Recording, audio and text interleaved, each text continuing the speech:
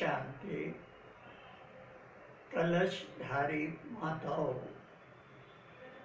क्या आपको अपनी जिम्मेवारी का एहसास है कि हर घर गीता पाठशाला बने? बाबा की इस आस को कौन पूरा करेगा? इसको मूर्त रूप देगा कौन? जिम्मेवारी आपकी है या किसी और की है? बाबा ने कलश आपको दिया है या किसी और को दिया है? घरों में गीता पाठशालाएं खोलकर अपने ही तन मन धन से सेवा कर आदर्श प्रस्तुत कौन करेगा? बाबा का नाम वाला कौन करेगा? ज्ञान मार्ग शुद्ध प्रवृत्ति मार्ग है, न कि निवृत्ति मार्ग। घर छोड़कर अपने को समर्पित करने में न तो कोई विशेषता है, न ही कोई आदर्श है और न ही ये अनुकरणीय कर्म है। यह काम तो सन्यासी पहले से ही करते आ रहे हैं। ऐसे में परमात्मा शिव को अवतरित होकर विश्व परिवर्तन करवाने की आवश्यकता ही क्या थी? यदि यही करवाना था तो अवतरित होने की भी आवश्यकता क्या थी? बाबा महान बनाने अथवा कल्याण करवाने आए हैं या घर छुड़वाने आए हैं? घर छोड़ने में कमाल क्या है? बड़प्पन क्या है? विशेषता क्या है? ऐसों को समाज पलायनवादी कहते हैं, कायर कहते हैं, भगोड़े कहते हैं, अब तो इन्हें ठग भी कहने लगे हैं। तुम हमें धन दो, हम तुम्हें आत्मा परमात्मा का ज्ञान सुनाएंगे, इसमें सेवा क्या है? सन्यासी स्वयं को ही शिवोहम माने बैठे हैं और ये ज्ञानी अपने आप को बाप का भी बाप समझे बैठे हैं। दोनों का कर्म और घमंड एक जैसा ही है। कोई फर्क हो तो बताओ, सिवाय कपड़ों के। जब लौकिक टीचर अपनी जिम्मेवारियों को निभाते हुए बच्चों को भी पढ़ाते भी हैं, उन्हें योग्य भी बनाते हैं, तो वही काम अलौकिक टीचर क्यों नहीं कर सकते? वास्तव में इन्हें टीचर कहना भी गलत है। ये सभी भी स्टूडेंट हैं, चाहे दीदी हो दादी हो। इन सबका और हमारा टीचर सद्गुरु गीता ज्ञानदाता परमात्मा शिव ही है। घर छोड़कर हाथ फैलाकर बाबा के नाम पर मांगकर सेवा करना है या भगवान को बदनाम करना है? वैसे भी हाथ फैलाना अपनी आत्मा की शोभा को घटाना है। जो आत्माएं अपनी शोभा की रक्षा नहीं कर सकती, वे आत्माएं परमात्मा की पगड़ी की लाज कैसे रख पाएंगे? हाँ, दिखावे के लिए, धन बर्बाद करने के लिए, तमाशा करने के लिए शोभा यात्राएं अवश्य निकालेंगे, अपना तमाशा अवश्य बनाएंगे। ऐसे तमाशों से होता क्या है? मिलता क्या है? कुछ मिलता हो तो बताओ, कुछ मिला हो तो बताओ। हाँ, इन तमाशों के आड़ में धन्य अवश्य ले लेते हैं। इन तमाशों से बचने के लिए ही बाबा ने हर घर गीता पाठशाला बने, ताकि आसपास की आत्माओं को बिना धक्के खाए शांति का मार्ग मिल जाए, बाबा का परिचय मिल जाए। इससे अच्छी और इससे बढ़कर दूसरी सेवा कोई हो नहीं सकती, होगी भी नहीं। कलशधारी माताएं चाहें तो अब भी इस ओर कदम बढ़ा सकती है, कलश का मान रखते हुए अपनी जिम्मेवारी निभा सकती है।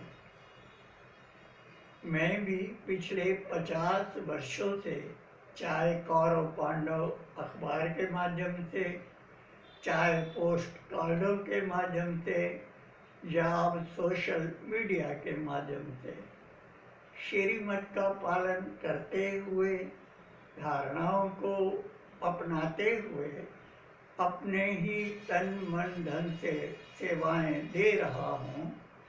इन सेवाओं के पीछे मेरी युगल, जिसका नाम आशा था, मेरी रीढ़ की हड्डी बनी हुई थी, आज भी सूक्ष्म में बनी हुई है। बिना युगल के सहयोग के एक कदम बढ़ाना भी संभव नहीं था।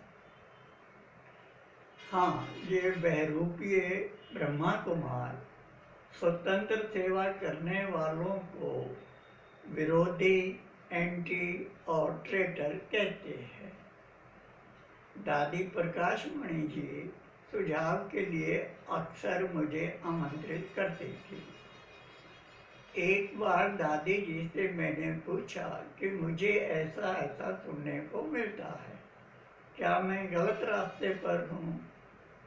दादी जी बोली, बिल्कुल नहीं। हाँ, ये सब बहनें तुम्हारी शिकायत बहुत करती है, लेकिन मेरा उन सब से एक ही जवाब रहता है कि तुम गणेश भाई के गुण क्यों नहीं देखते। दादी जी, ये लोग मुझे कुछ भी कहते रहे, मुझे क्या फर्क पड़ने वाला है? मैंने जीवन इनको तो दिया नहीं है, जिसको मैंने अपना जीवन दिया है। जब उन्हें कोई एतराज़ नहीं, उन्हें कोई शिकायत नहीं, तो मैं इनकी परवाह क्यों करूं? किस लिए करूं? इतना ही नहीं, इससे भी एक कदम आगे बढ़कर कहते हैं कि जब बाबा बैठे हैं, तब तुम्हें ये सब करने की क्या पड़ी है? मुझे क्या पड़ी है, ये भी सुनो। कहलाते हो सर्वशक्तिवान की संतान और बातें कायरों जैसी करते हो। कुछ आत्माएं कहती अथवा लिखती हैं कि जब बाप दादा बैठे हैं, तब हमें क्या करना, हमें क्या लेना देना।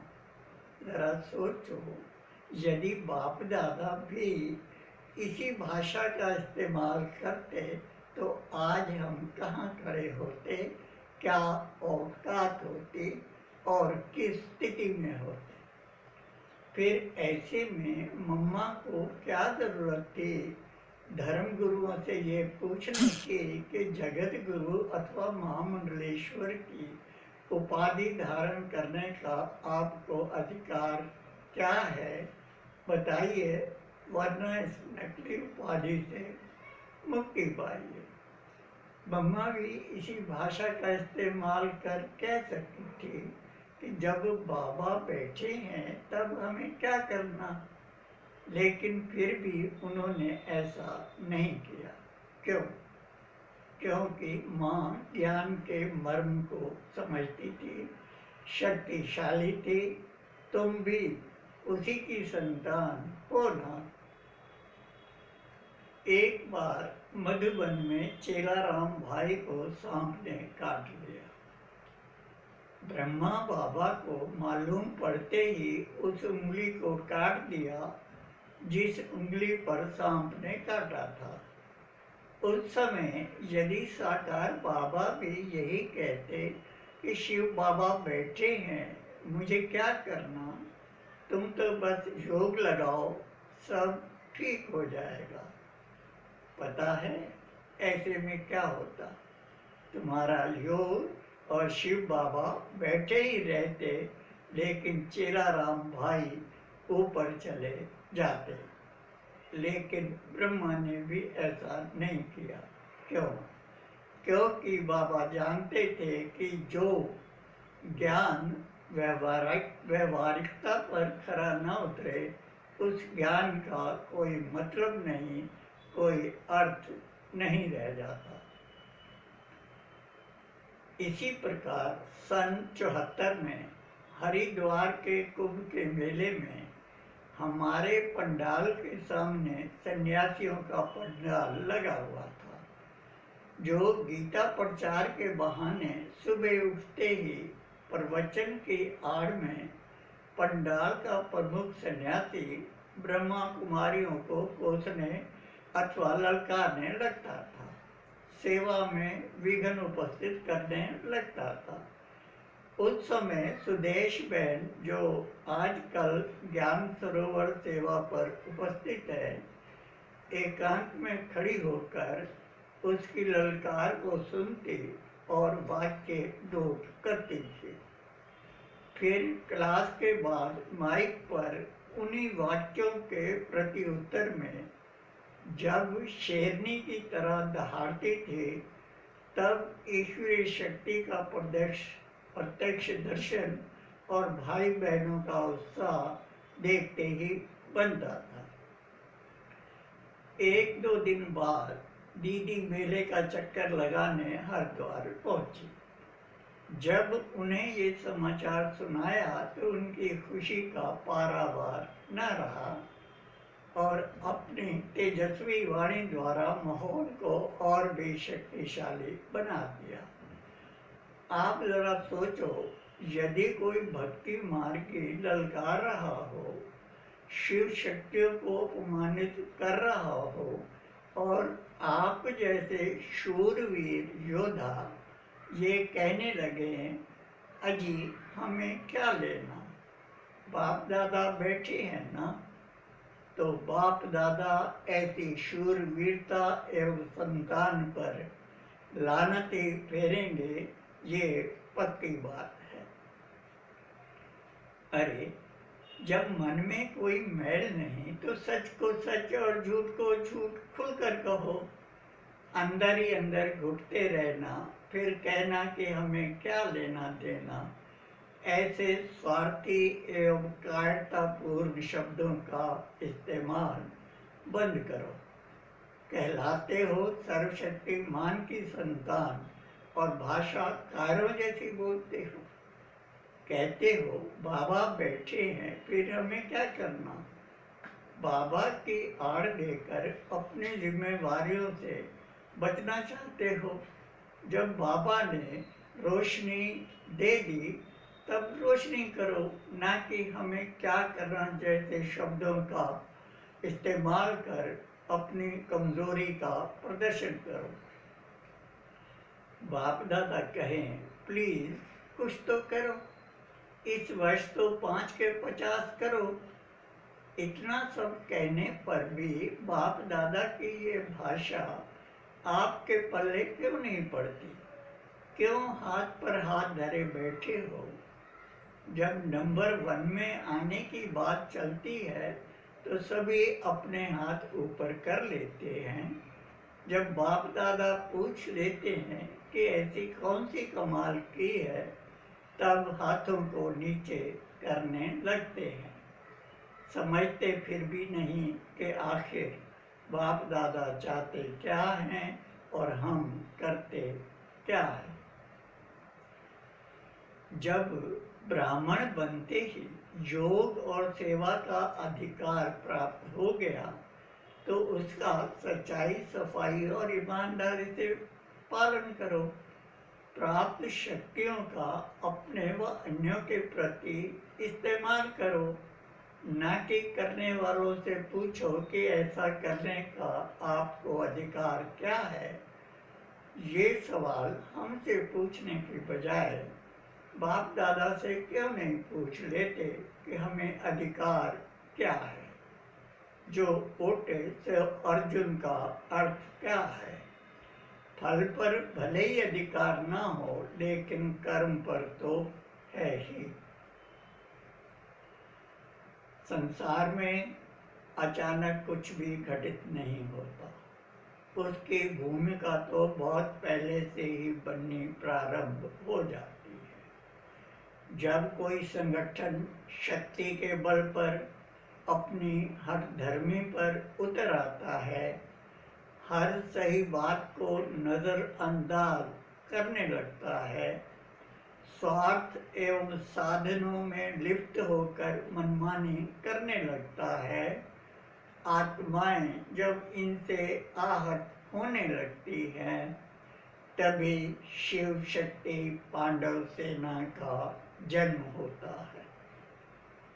इसके पीछे ना तो किसी के प्रति दुर्भावना होती है, ना ही दुराग्रह। हाँ, एक इच्छा अवश्य होती है, वह है कुछ कर गुजरने की, बिखरी पड़ी शक्ति को एकत्रित कर सेवा में लगाने की, सेवा में नवीनता अथवा गति लाने की, आहत हुई आत्माओं तक राहत पहुँचाने की। ऐसे श्रेष्ठ कर्म भी यदि किसी को श्रीमत विरोधी नजर आए, तो बलिहारी है ऐसी सोच की, ऐसी दृष्टि की, ऐसी आत्माओं की। कुछ आत्माएं ख्याली पुलाव पकाने में हस्त सिद्ध होती है।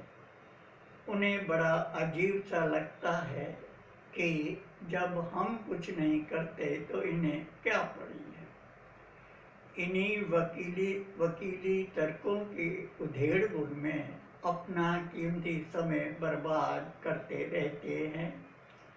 यह जानते हुए भी समझते नहीं हैं कि विश्व परिवर्तन का आधार वकीली तर्क नहीं बल्कि श्रेष्ठ कर्म बनते हैं। फिर ऐसे श्रेष्ठ कर्म करने से क्यों डरना चाहिए?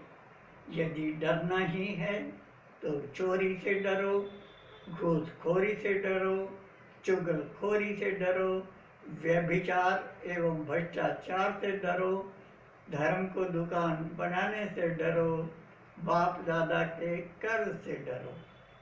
उसे चुकता करने से क्या डरना? ये समय डरने का है या कुछ करने अथवा मरने का है? बाबा गृहस्थ को आश्रम बनाने आए हैं। ये तभी संभव है जब हम इसे मूर्त रूप देंगे, जब हर घर आश्रम बन जाएगा। आश्रम का मतलब सुंदर वातावरण से है। जब तक हम ऐसा नहीं करेंगे तो चाहे लाख जन्म योग लगा लें, मुरली सुन लें, सेवा कर लें, इससे ना तो स्वयं का मुख मीठा होगा और ना ही बाप दादा के लक्ष्य की प्राप्ति होगी। जरा सोचो, आप यदि बाप के कार्य में जी जान से जुट जाओगे तो क्या श्रीमत का उल्लंघन हो जाएगा या बाप दादा नाराज हो जाएंगे? इस प्रकार हाथ पर हाथ धरे बैठे रहने से श्रीमत का पालन हो रहा है या बाप दादा प्रसन्न हो रहे हैं? यदि आप इस आस में बैठे हो कि कोई आपको मनाने आएगा, सेवा के लिए खुशामद करने आएगा, तो याद रखो वो दिन कभी भी आने वाला है नहीं।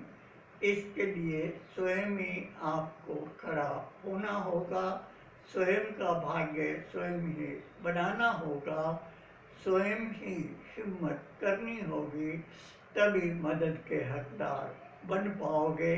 बाप दादा भी तभी आपकी मदद कर पाएंगे।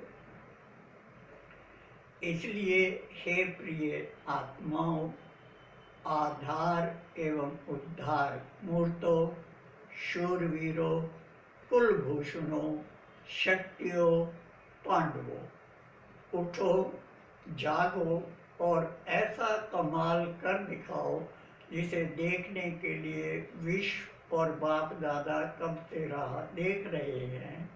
हमें क्या करना कि भाषा से मुक्त हो जाओ, अपनी जिम्मेवारी को समझो और निभाओ, स्वयं का भाग्य स्वयं बनाओ, बाप दादा और भक्तों का कर चुकाओ, अपनी सोई शक्ति जगाओ, क्योंकि पूजा शक्ति की ही होती है।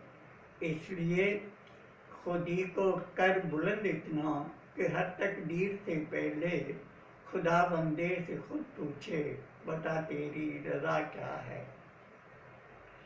मज़ा इसमें नहीं कि बाबा को हमने कितना याद किया, मज़ा तो इसमें है कि बाबा ने हमें कितना याद किया। अच्छा, ओम शांति। शिव शक्ति पांडव सेना।